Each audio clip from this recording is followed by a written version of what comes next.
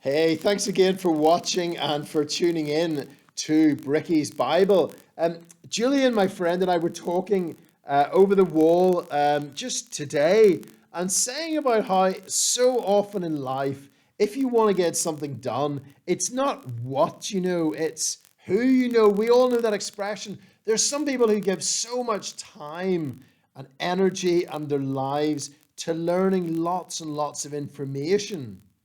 But we know that in the end, when we're in trouble or when we want to get something done, we maybe want to get something more cheaply or we want to get a new job, knowing the right person makes all the difference in that situation. Knowing the right person. Imagine that we wanted to get something done and we thought, oh, it would be great, if we could just call our friend the First Minister of Wales, or we could call our friend the Prime Minister of the United Kingdom, or call Buckingham Palace, or call the White House in Washington. It'd be amazing, just to be able to pick up the phone and speak to them, because then we would know that whatever we wanted to get done, I'm pretty sure that that would make it happen.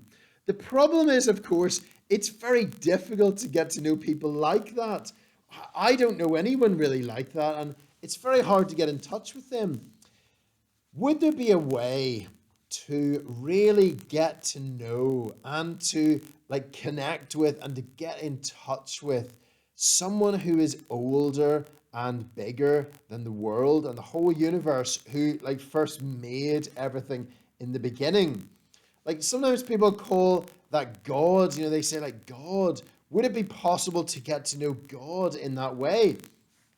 The thing is, he's not any easier to get to know than the Prime Minister or the First Minister or the Queen or the President. In fact, much more difficult. I mean, it was how would you even begin? This little story, it's an old story, might help us. During the time of the American Civil War, so this is quite a long time ago, there was a soldier who was fighting on the front lines, and he received a message from his family saying that his wife was very, very sick and was dying, and asking that he return home at once. So he, in those days, he had to go to his commanding officer and say, can I be excused, relieved from my duties, and then go home to see my wife before she dies? The commanding officer said, no, the battle's too important, you can't go back. And the soldier was so disappointed, he was crushed, and he appealed it, but it didn't make any difference. The commanding officer said, no, you can't go home. So he went and sat in a park, and he was very, very sad.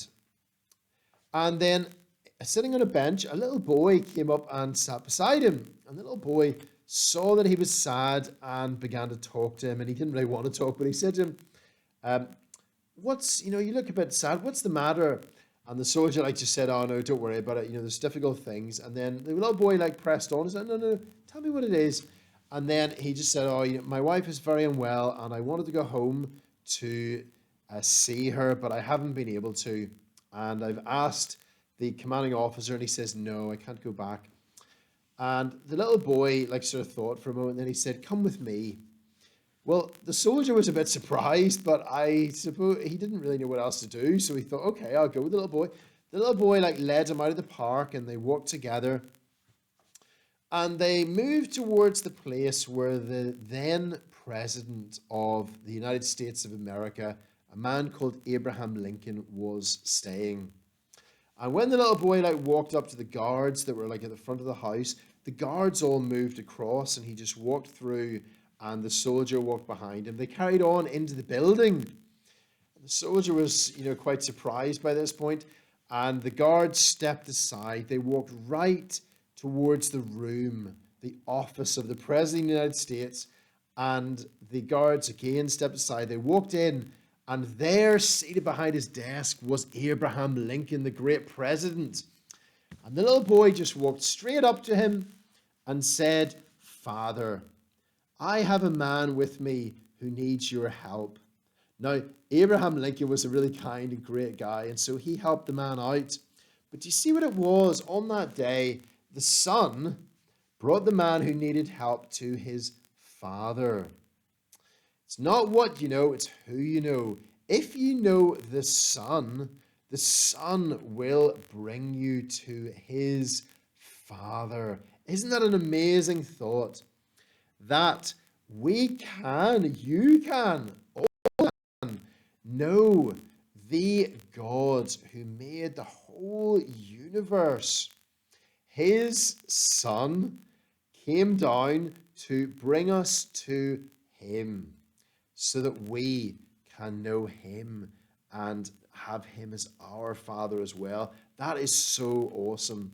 Let's keep thinking about how we might get to know him as our Father as well in the future. Thanks so much for watching. God bless you.